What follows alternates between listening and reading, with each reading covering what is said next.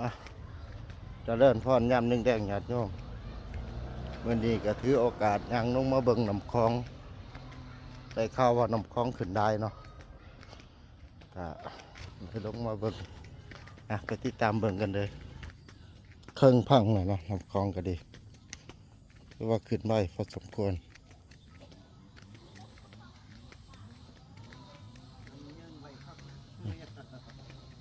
ขึ้นไว้แต่มื้อนี้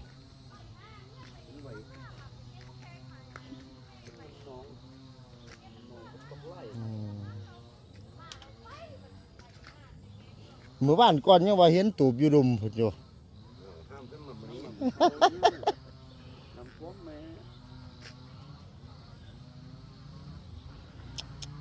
ขึ้นไว้ขึ้นว่า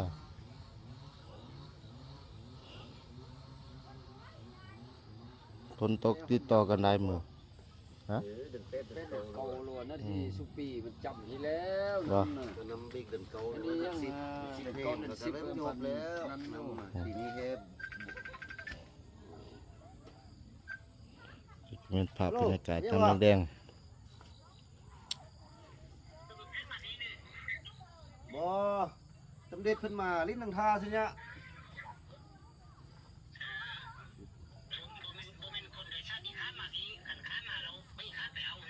บ่บ่มี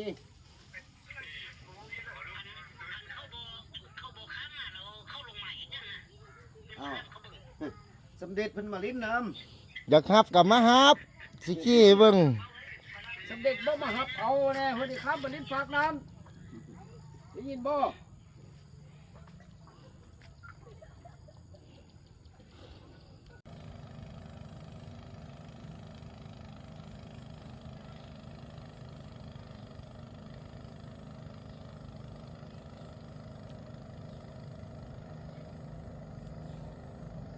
เขา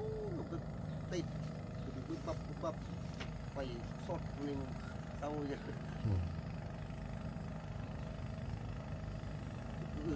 นี่ดับขามน้ำคลองด้วยบักเนาะเฮ็ดบักขามในการเพื่อจักแล้วก็เฮ็ดเป็นเพื่อแพร่ขามน้ำคลอง